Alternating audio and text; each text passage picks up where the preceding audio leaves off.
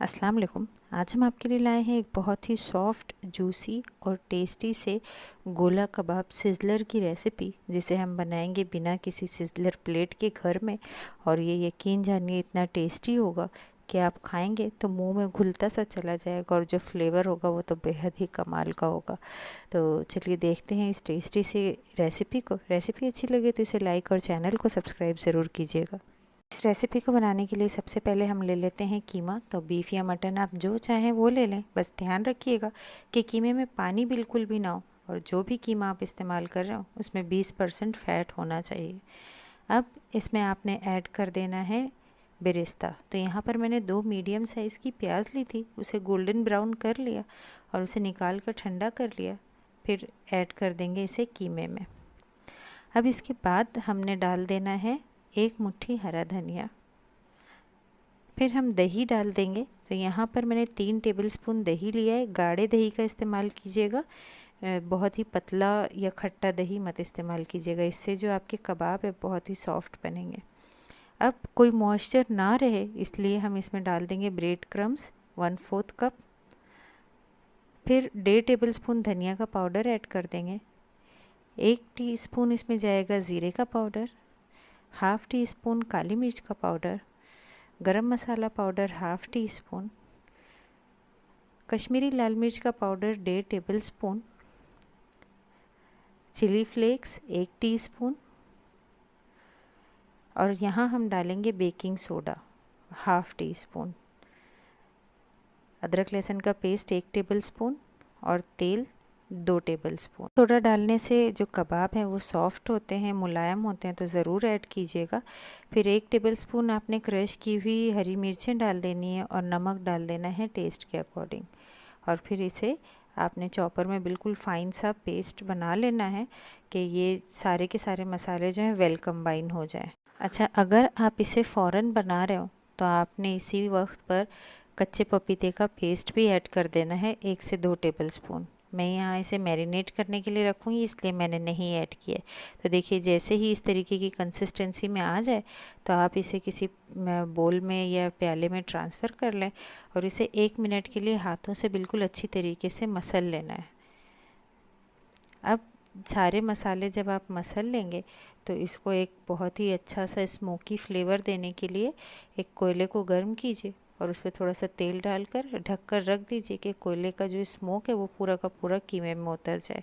फिर आप इसे रात भर के लिए मैरिनेट करने के लिए रेफ्रिजरेट कर लीजिए और नेक्स्ट डे इसके कबाब बना लीजिए। अच्छा, ये जो है मैं इस्तेमाल कर रही हूँ 1 टीस्पून अनारदाने का पाउडर।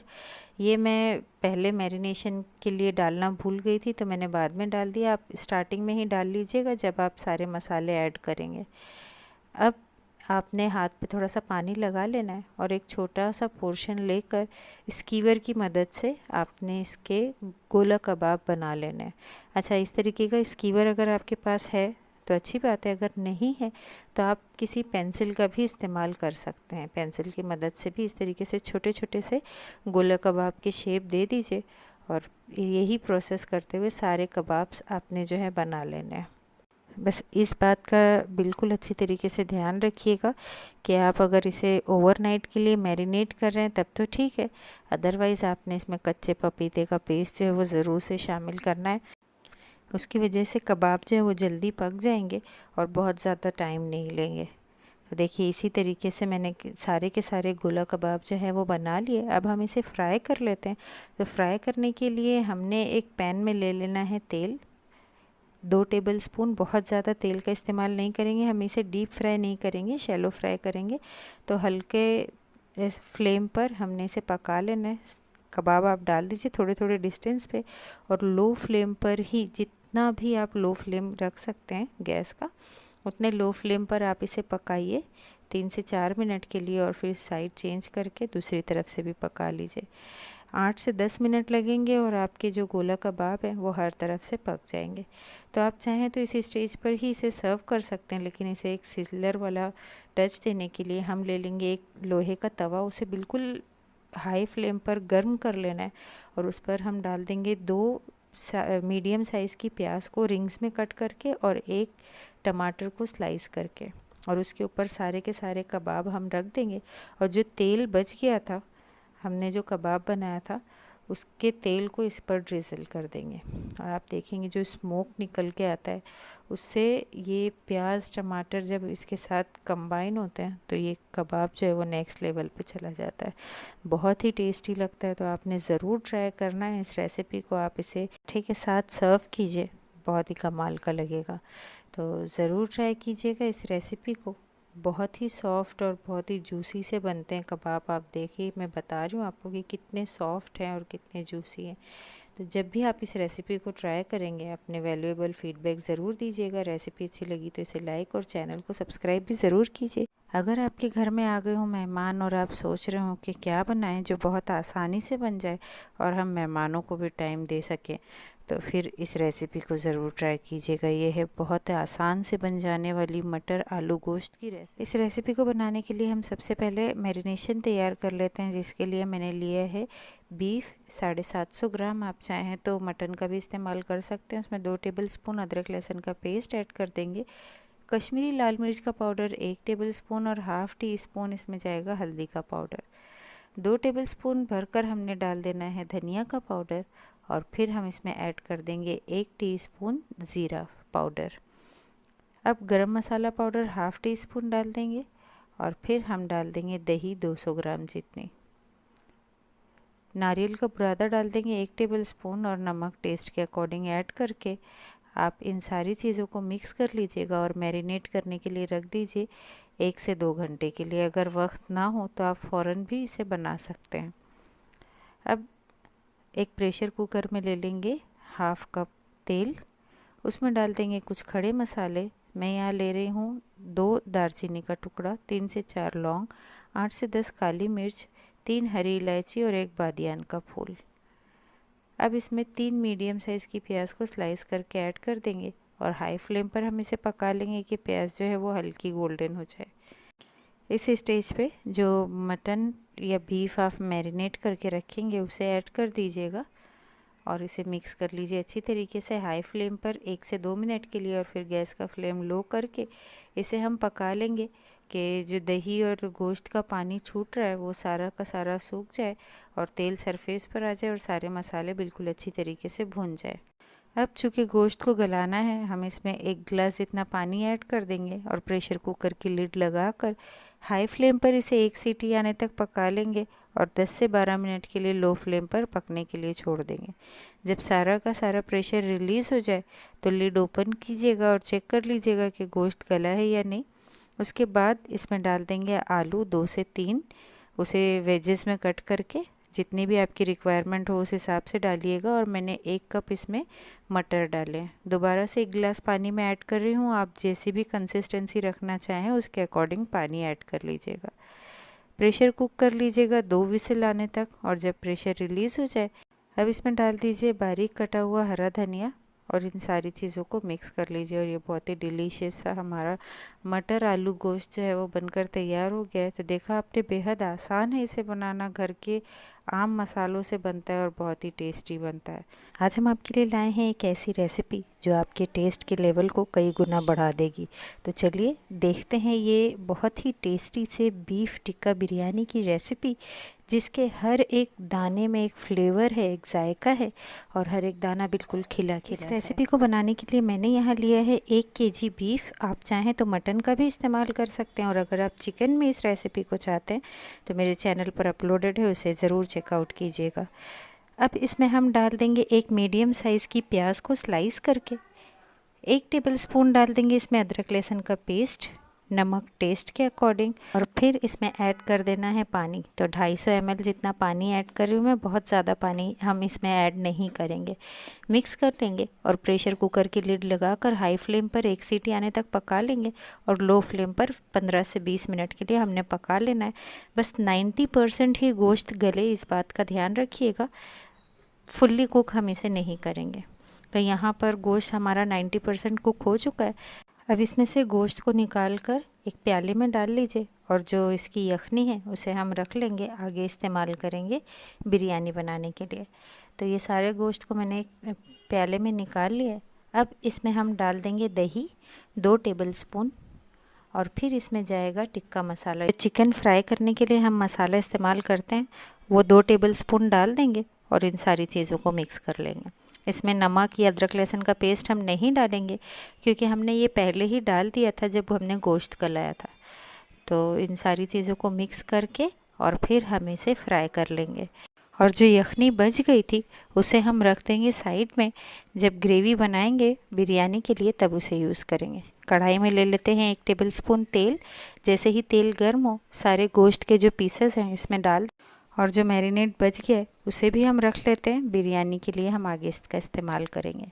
लो फ्लेम पर हम इसे पका लेंगे कि जो गोश्त है उस पर हर तरफ से एक गोल्डन सा स्पॉट आ जाए। फिर गैस का फ्लेम बंद कर देंगे और इस सारे के सारे गोश्त को हम बिरयानी में आगे डालेंगे। तो अब हम चलते हैं बिरयानी की ग्रेवी बनाने की तरफ, जिसके लिए एक बड़े पतीले में मैंने 1 कप तेल लिया है। उसमें मैं डाल रही हूँ आलू। ऑप्शनल है, अगर आप नहीं चाहते तो ना डालें। मैंने 4 से 5 आलू को हाफ़ कट कर लिया और उसे डाल दिया और पका लिया है हल्का सा। इस पर जैसे ही गोल्डन कलर आने लग जाता है तो हम इसे निकाल लेंगे और उसी तेल में डाल देंगे 3 बड़ी प्याज को स्लाइस करके। हाई फ्लेम पर ही इसे पकाएंगे कि प्याज जो है वो गोल्डन हो जाए और फिर हम इस प्याज को निकाल लेंगे। उसके बाद हमने इसमें बाकी के मसाले इस्तेमाल करने हैं। बहुत ज़्यादा ब्राउन मत कीजिएगा वरना बिरयानी में कड़वाहट आ जाएगी। अब इसमें डाल देंगे 3 टेबलस्पून अदरक लहसुन का पेस्ट। मिक्स कर लेंगे इसे अच्छी तरीके से। फिर गैस का फ्लेम लो करके इसमें खड़े मसाले ऐड कर दीजिएगा। हमने इसमें ऐड कर देना है 1 टेबलस्पून ज़ीरा, 2 बादियान का फूल, 6 से 8 काली मिर्चें, 2 काली इलायची, 4 से 5 हरी इलायची, 2 दालचीनी के टुकड़े और 3 से 4 लौंग।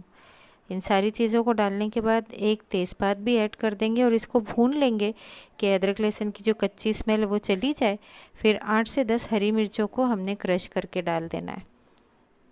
1 मिनट के लिए भूनने के बाद इसमें 4 मीडियम साइज़ के टमाटर को पेस्ट बनाकर ऐड कर दीजिए। मिक्स कर लीजिए बिल्कुल अच्छी तरीके से और फिर आपने ऐड कर देना है इसमें आलू, जो हमने पहले ही फ्राई करके रखे हुए थे। आलू को हम शुरू में इसलिए डाल रहे हैं ताकि आलू जो है वो अच्छी तरीके से गल जाएं, कच्चे ना रहें। अब इसमें मैं डाल दूँगी 2 टेबलस्पून धनिया का पाउडर, 1 टीस्पून ज़ीरा पाउडर, कश्मीरी लाल मिर्च का पाउडर 1.5 टेबलस्पून ऐड कर रही हूँ मैं। और फिर हमने इसमें ऐड कर देना है हल्दी का पाउडर 1/2 टीस्पून।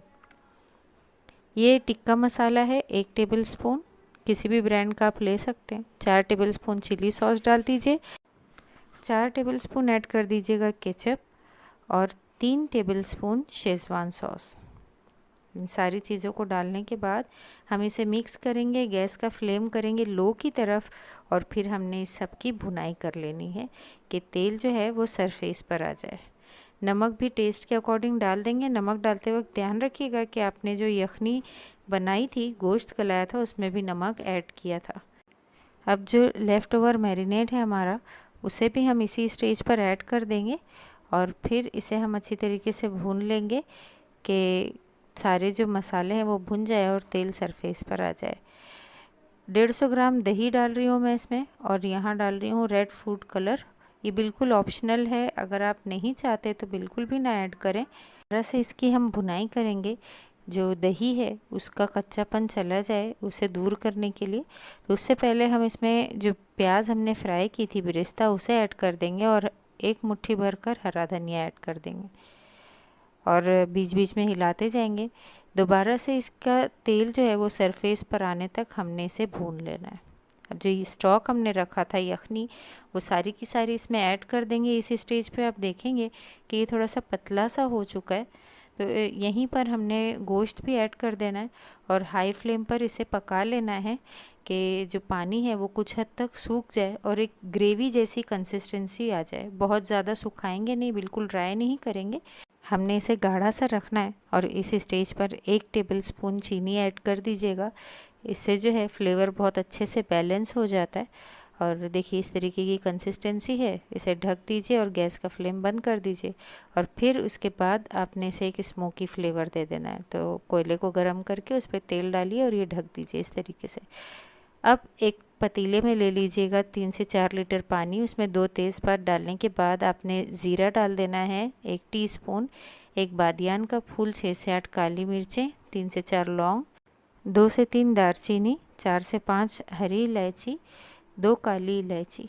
ये सारी चीज़ें डालने के बाद नमक डाल दीजिएगा 4 टेबलस्पून जितना, और इसे ढककर उबाल आने दीजिए। जैसे ही उबाल आना शुरू हो जाए तो फिर आपने इसमें डाल देना है चावल। तो यहाँ पर बासमती राइस 1 केजी ले रही हूँ मैं। इसे मैंने आधा घंटा पहले ही धोकर भिगो कर रख दिया था। अब ये डालने के बाद हाई फ्लेम पर हम इसे पका लेंगे कि जो चावल है वो 80% कुक हो जाए। उसके बाद इसे छान लीजिए और फिर जो हमने ग्रेवी तैयार की थी उसके ऊपर इस राइस को डाल देना है। सारे के सारे राइस आप एक साथ डाल दीजिएगा इसके ऊपर, और इसके बाद हमने इसे दम देना है। तो दम देने से पहले हम इस पर डालेंगे एक ऐसा इंग्रेडिएंट जिसकी वजह से जो चावल है वो बिल्कुल नरम और खिले खिले बनेंगे। तो यहाँ पर मैं डाल रही हूँ आधा कप दूध। इसे हर तरफ से हमने डाल देना है और फिर आपने कोई भी तवा रख देना है गैस पर, उस पर बर्तन को रख दीजिए और 20 से 25 मिनट मीडियम फ्लेम पर पका लीजिए। जब दम दे दें तो गैस का फ्लेम बंद करने के बाद 10 से 15 मिनट ऐसे ही रहने दीजिए। फिर आप लिड ओपन कीजिए और देखेंगे कि चावल के हर एक दाने बिल्कुल खिले खिले से होंगे, बिल्कुल नरम होंगे, और जो बिरयानी है वो तो बहुत ही टेस्टी है। तो ज़रूर ट्राई कीजिएगा इस टेस्टी सी रेसिपी को। रेसिपी अच्छी लगी तो इसे लाइक और चैनल को सब्सक्राइब ज़रूर कीजिए। फ्रेंड्स एंड फैमिलीज़ में भी ज़रूर शेयर कीजिए और अपने वैल्यूएबल फीडबैक्स देना बिल्कुल भी ना भूलें। मिलते हैं नई रेसिपी के साथ।